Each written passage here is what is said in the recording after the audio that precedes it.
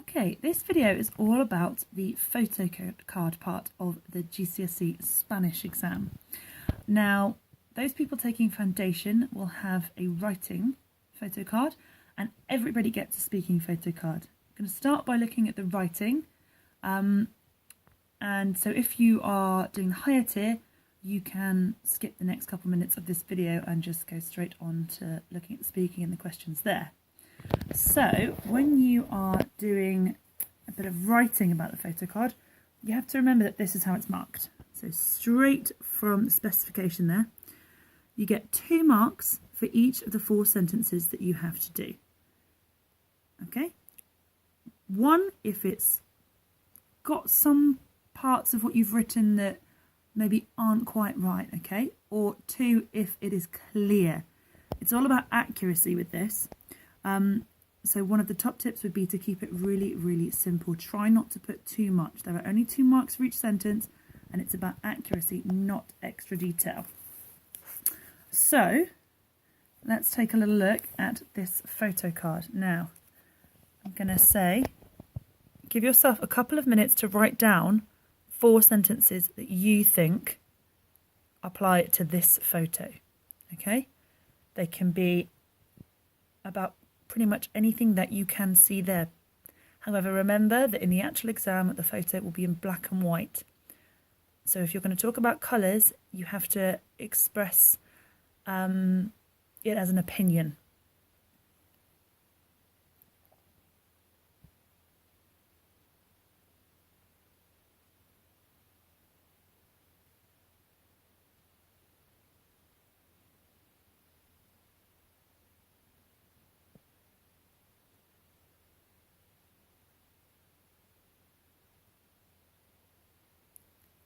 Okay, pause the video now if you want a bit longer to look at these.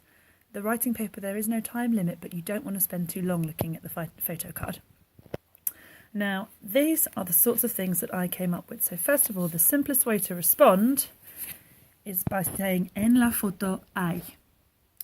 Okay, in the photo there is. Now, I got una chica, which is a girl, el mar, the sea, el agua, water, el cielo, the sky, nubes are clouds, flores are flowers, una playa is a beach, arena is sand, una bicicleta is a bike, and barcos are boats. Okay? You may have something different. If you're not sure whether it's quite right, grab a dictionary and just check that the word you've put. It's particularly worth checking spelling because that will affect that all-important accuracy. Now that is the simplest way of doing this, but there are other ways to answer this question as well. You could describe the girl. La chica es baja. The girl is short, for example. Tiene el pelo castaño. She has brown hair. Tiene una bici. She has a bike. That's the shortened version of bike. That's why it's a different word. Lleva un traje de baño. She wears a swimming costume. Or lleva sandalias. She's wearing sandals. You can also talk about the weather. Hace sol, hace buen tiempo, hace calor, or hay viento, hay nubes. Now, some of these you can quite obviously tell from the picture. If I bring it back again, for example, you can see clouds, and you can see her hair being blown in the wind.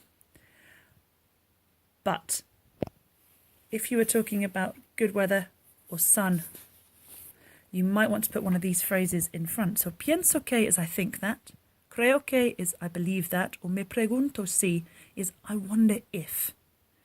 Now, this is for when you're not quite sure whether you can assume that something's in the photo or not.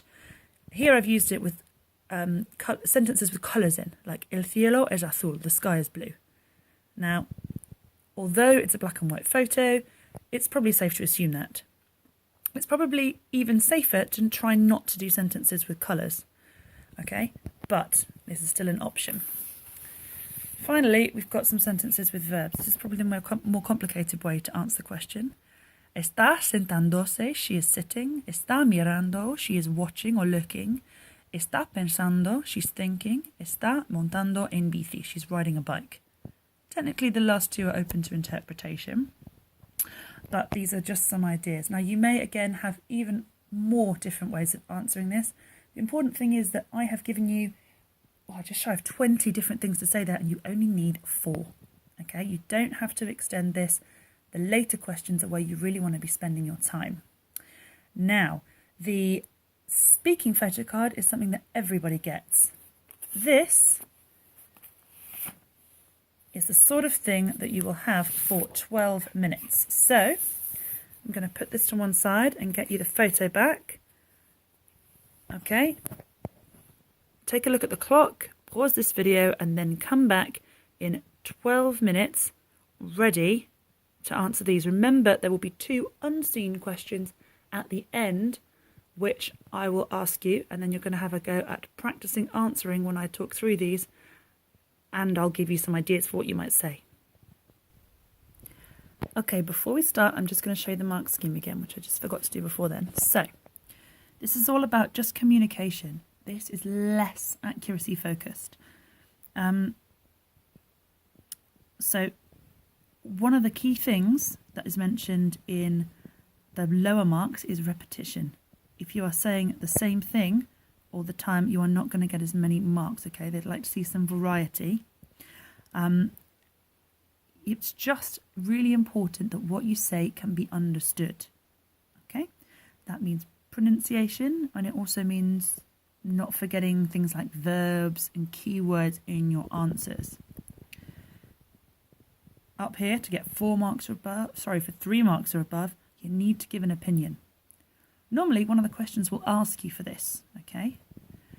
If in doubt, if you really don't know something else to say, you can use an opinion. You can use me gusta or no me gusta and a keyword, and you can have given a very simple answer. Yes, if you use it for every single question, it might not always be relevant and it will be very repetitive, but it's better than nothing. Okay, so as I ask the questions, I'm going to translate them just in case you weren't sure what was coming up. So, ¿qué hay en la foto? What is there in the photo? Okay, this is what you've already talked about. So if you couldn't think of something to say, look back at the first part of this video where we talked about the writing.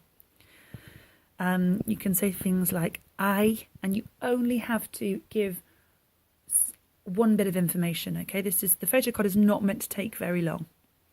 It's about 2 minutes. ¿Cómo pasas tus vacaciones? How do you spend your holidays? Simple ways to answer here could be voy, I go somewhere. Quedo, I stay somewhere. Or you could use an activity. For example, hago el surf. I do surfing. Visito el museo. I visit the museum. Hago de compras. I go shopping. ¿Dónde fuiste el año pasado? Where did you go last year? Key verb here in the question will be fui. Okay, I went somewhere. You could also use visité, but make sure that you're using the past tense. That will affect whether you're actually answering the question or not. Again, you can keep it really simple. Fui en Francia.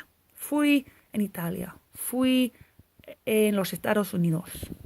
Right, now, these 2 questions you won't have had any time to prepare.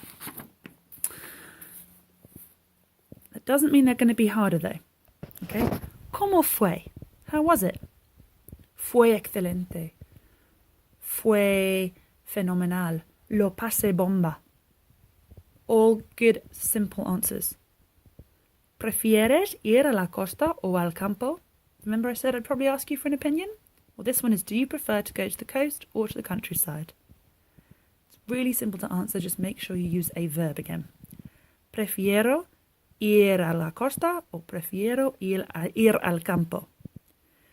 If, for some reason, you've forgotten something like prefiero, make sure you give me a reason. Porque es, because that uses another verb.